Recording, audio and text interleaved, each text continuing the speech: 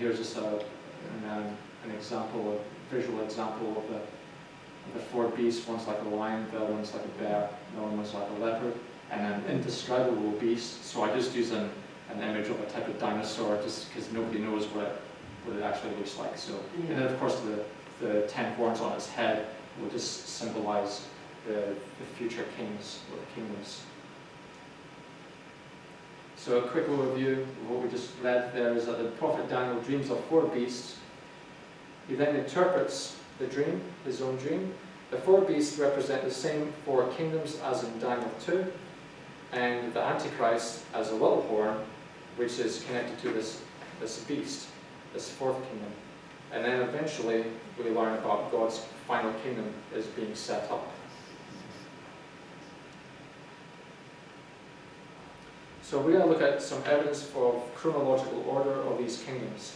So the third kingdom wording, right, is that it says here, and another third kingdom of brass, which shall bear rule over all of the earth. And now when you go to Daniel chapter 7, verse 6, the same kingdom, it says here, after this I beheld, and lo, another like a leopard, and dominion was given to it. So what you find here is that, through the language here, is that the focus is on dominion, rulership, or a form of great authority on this third kingdom being mentioned here. And we're going to look at the fourth kingdom. We're going to look at the wording behind that. And it says here, verse 40 of Daniel 2, and the fourth kingdom shall be strong as iron, forasmuch as iron breaketh in pieces, and subdueth all things, and as iron that breaketh all these, shall it break in pieces and bruise. And in Daniel chapter 7, verse 23, on the fourth kingdom, it says, thus he said, the fourth beast shall be the fourth kingdom upon earth, and shall devour the whole earth, and shall tread it down, and break it in pieces. So what we find here is that the third kingdom is about dominion and rulership, that's the focus, and the fourth kingdom is about destruction. So like breaking the earth to pieces, devouring the whole earth. So the language is very different, the focus is very different there. Which means that the chronological order of Daniel 2 and Daniel 7, the four kingdoms have to be in chronological order just because of what I'm seeing here, the pattern here. So what you find here is that we've got the Daniel 2, the head of gold, which would have to be the lion with the wings. Daniel 2, silver, with the silver chest, and the arms has to be the bear of Daniel 7. Daniel 2, the brass of the waist, would have to be the leopard with 4 wings and the 4 heads. And Daniel 2, iron, the legs of the iron, as the fourth kingdom, has to be the indescribable beast that nobody understands what it actually looks like. Daniel 2, clay, the feet, because the clay is mixed in with the iron, has to be the Daniel 7, 10 horns, because the horns are being, because we're lining scripture with scripture, you see. So, and also you have 10 toes, and then you've got 10 horns as well of the beast. So let's start identifying what these kingdoms are. And it says here, Daniel 2, verse 38, and it says here, and wheresoever, so it's talking to the king of Babylon here, and wheresoever the children of men dwell, the beasts of the field and the fowls of the heaven hath he given into thine hand, into the king of Babylon's hand, and hath made thee ruler over them all. Thou art this head of gold. He's saying to the king of Babylon that you are this head of gold, which means that the gold head is the Babylonian kingdom. Because kings rule over kingdoms anyway, so you can kind of read that you can read it as a king or a kingdom as well, just because they're merged together in a sense. So this means Daniel 7, the lion with the wings, would have to also be the kingdom of Babylon.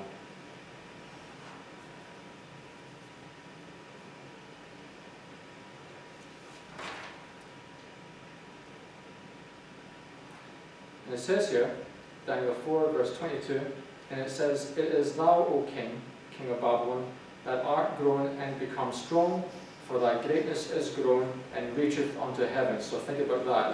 It's talking about something great. And thy dominion to the end of the earth.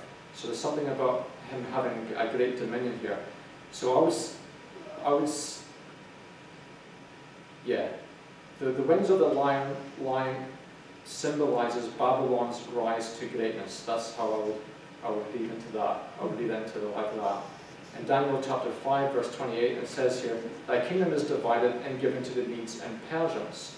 So this is when Babylon eventually gets defeated. So the wings of the lion being plucked is the Medes and the Persians dividing Babylon between them. So there's almost like the wings are almost like a form of division as well as being something heavenly-like, just because wings are associated with the heavens, symbolically. Now let's look at the silver arms in the chest. Daniel chapter 2, verse 39, it says here, "And after thee shall arise another kingdom inferior to thee." So it's a lower kingdom. So let's read Daniel 5 to see what comes after that. And it says here, "Thy kingdom, Babylon, is divided." So this is Daniel chapter 5, verse 28. "And given to the Medes and Persians." So that's them dividing it. So I would suggest, well, not suggest, but what it really is that this means that the silver represents the Medes and the Persians, and the bear of Daniel 7 is the Medes and the Persians, when they eventually, them joining forces with each other and then creating their type of kingdom after taking over Babylon. And one of the things that you'll notice is that the bear does not have wings, as the scripture does not associate the second kingdom with the heavens, like the scriptures did with Babylon. So scriptures associates them with savagery, saying it should arise and devour much flesh. It's very destructive. This is the description of this kingdom. So the Medes and the Persians' kingdom is inferior to Babylon, so the lower. And Daniel 7, verse 5, and it says here, "And behold, another beast, a second like to a bear, and it raised up itself on one side, and it had 3 ribs in the mouth of it, between the teeth of it. And they said thus unto it, Arise and devour much flesh." And of course, Daniel chapter 2, verse 39, it talks about, "And after thee shall arise another kingdom inferior to thee." So they're very destructive and they're lower than Babylon. So this will make sense why the bear does not have wings. The same goes for the fourth kingdom. Fourth kingdom beast, it is not associated with heavens, but associated with destruction and breaks the earth to pieces. The fourth beast has no wings, as we just now. Now let's look at the brass, or in the New King, is it the New King James Version has bronze, I think it's written in that. But I'm using the normal King James Version of the Bible. So the brass here, in Daniel 2, verse 39, it says here, "And another third kingdom of brass, which shall bear rule over all the earth." So let's read Daniel 8 to find out what comes after the Medes and the Persians. So verse 20, "The ram which thou sawest having 2 horns are the kings of Media and Persia." Verse 21, "And the rough goat is the king of Grecia." So verse 7 then says, "And I saw him, the he-goat," which is symbolic of Greece, "come close unto the ram, and he was moved with choler against him, and smote the ram, and brake his 2 horns, and there was no power in the ram to stand before him." So what we find here is that we have the Greek kingdom comes after the Medes and the Persians kingdom. And I'm just going to show you, this is a map of Alexander the Great, just to let you see how much he was ruling over the earth, a very large portion of the earth.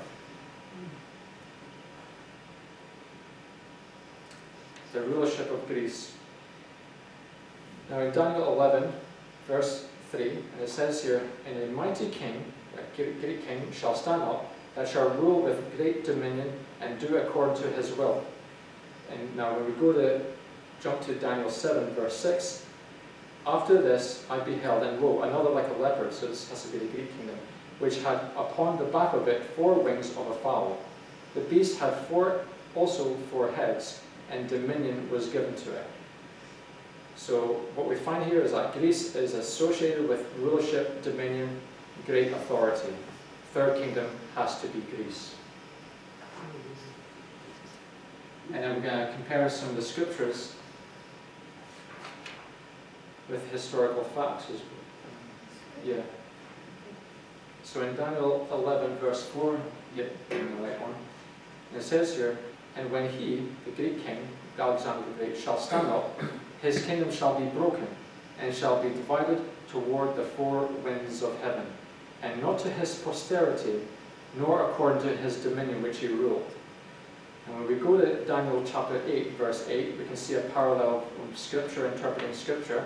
It says here, therefore the he-goat waxed very great, the Greek king, and when he was strong, the great horn was broken, and for it came up four notable ones toward the four winds of heaven.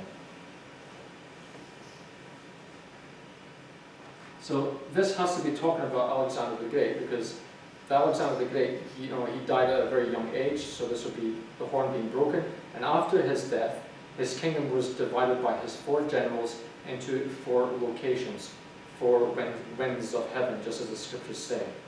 His generals did this without him, not to his posterity. And we're just going to look at a historical fact here, from a source here in history, is that it says here, after surviving battle after fierce battle, Alexander the Great died in June 323 BC, and this is the horn being broken, just as the scripture says. Therefore the he-goat waxed very great, the king, and when he was strong, the great horn was broken, after him going through the surviving the battles.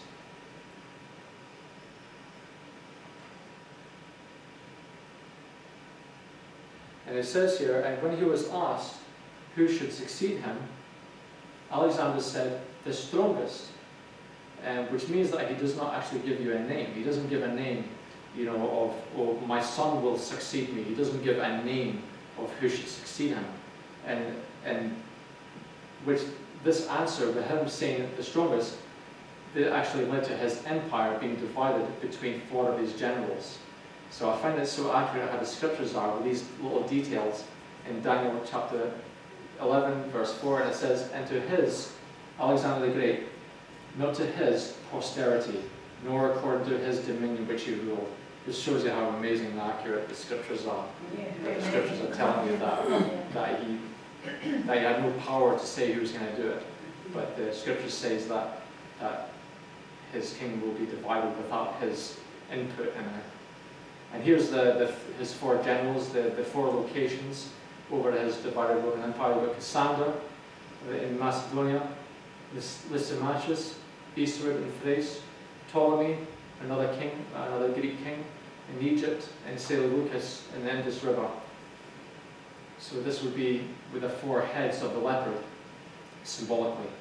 So we've got four heads, equals four kings of divided Greece, and we've got four wings, which would be the four divided locations of Greek kingdom, which is towards the four winds of heaven.